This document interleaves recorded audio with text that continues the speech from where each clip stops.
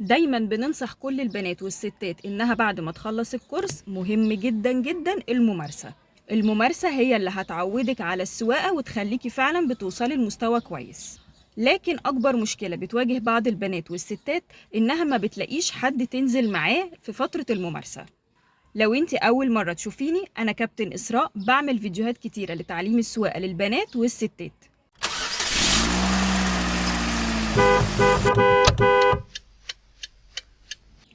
دايما بعد ما بخلص كورس مع اي بنت او ست بقول لها الفترة اللي جاية اهم حاجة بعد الكورس انك تنزلي باستمرار.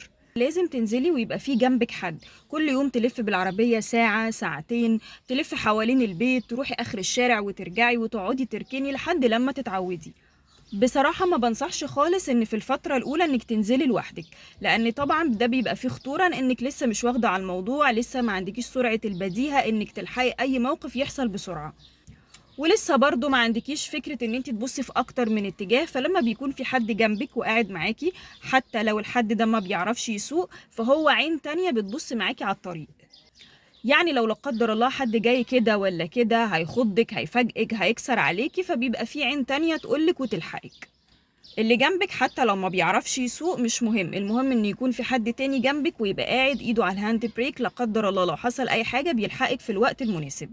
لكن ارخم حاجة ودي بتواجه ستات كتير قوي، انها ما تلاقيش حد يطلع معاها. للأسف مفيش حد او في شخص متوفر ان هو يطلع معاها في فترة الممارسة. لو انتي من الستات والبنات اللي ما عندهمش حد يمارس معاهم السواقة وتنزل وتمارس كتير في الشارع، فانا انصحك، هو ما انا مش برجح خالص انك تنزلي لوحدك في الفتره الاولى، ولكن انصحك بان انتي لو خلاص مفيش اي حد خالص ينزل معاكي، حاولي انك تنزلي في الاوقات الفاضيه من اليوم. يعني تصحي الصبح بدري قوي وتنزلي في وقت الصبح بدري اول ما النهار بيطلع والشوارع لسه بتبقى هاديه. ممكن جدا تنزلي تلفي بالعربيه كده شويه، ما تنزليش طبعا في زحمه لان ده خطر جدا تنزلي في الزحمه على طول وانتي لوحدك ولسه مبتدئه ولسه متعلمه جديد. او انصحك برضو ان انتي تنزلي في الوقت اللي هو بعد الساعة 11 او 12 بالليل، لو ده مناسب معاكي ومفيش خطورة او مشكلة. انزلي برضو في الوقت المتأخر ده بالليل، هيساعدك اكتر، تكون الشوارع خفت والدنيا راقت شوية. ففي الحالة دي برضو ممكن تاخدي على انك تنزلي وتلفي شوية في الشارع وتروحي وتيجي، الى حد ما برضو الشوارع بتكون هديت وانتي هتعرفي تتعاملي مع الشارع وهو هادي.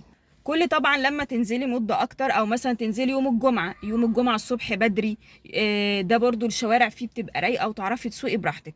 ده طبعا في حالة ان لو مفيش حد ينزل معاكي، يعني انزلي في الاوقات الهادية والشوارع رايقة كده واقعدي لفي بالعربية نص ساعة ساعة الا ربع كده، وانزلي اركنيها تحت البيت وهكذا.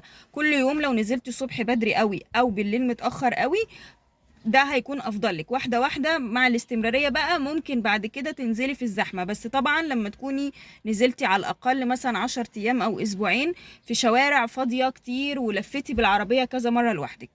وانت هتلاحظي الفرق ده بنفسك، انت اللي هتلاحظي اصلا ان قلبك جامد شويه، بقيتي احسن، بقيتي افضل، ما بقيتيش تخافي زي الاول. كل العلامات دي بتقولك خلاص ان انت بقيتي تمام. فدي اكتر الحلول، ان انت يا تنزلي الصبح بدري قوي يا بالليل متاخر قوي، علشان لو مفيش حد تنزلي ويكون متوفر ان في شخص انك تكملي فتره الممارسه معاه.